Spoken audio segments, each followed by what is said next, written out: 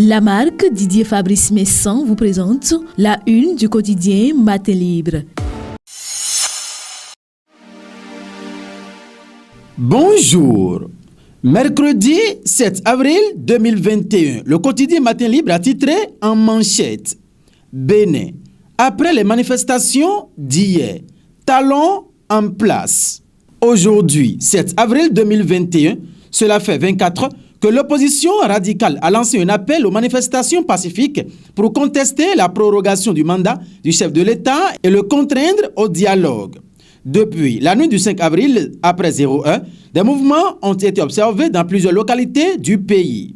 Dans la matinée de ce 6 avril, la situation est restée tendue dans les villes comme Parakou, Savé, Banté, Tchaourou.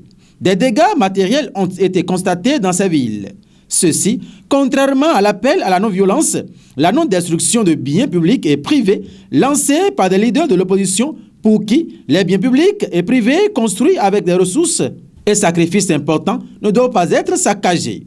En dépit de ces mouvements d'humeur qui ont occasionné des dégâts matériels, le chef de l'État, Patrice Talon, dont la rallonge du mandat a compté d'hier 6 avril et cependant sur un mois et demi, candidat à sa propre succession pour la présidentielle du 11 avril, est en place. Certes, il n'est pas allé sur le terrain. Selon certaines sources, il se serait donné une pause avant de reprendre ce jour la campagne pour sa réélection. À Cotonou, Porto Novo, Ouida, aucun mouvement d'envergure n'a été constaté pendant la journée d'hier. La campagne électorale s'est poursuivie dans le calme, dans la soirée, dans certains arrondissements. En fausse manchette haut, mandat 2021-2026. Atropo dévoile l'ambition de Talon pour Cotonou. En page 2, l'information est à lire. À l'oreillette, Centre Saint-Paul de Tori. L'ONG Vades Bénin donne des vivres. Pour en savoir davantage, allons en page 10.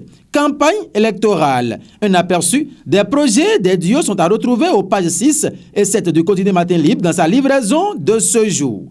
Bénin, Batamoussi, Croix de Neuf. C'est une interrogation. Les détails sont à lire en page 2. Secteur bancaire. Diamond Bank méprise ses clients. Le calme est revenu dans la soirée.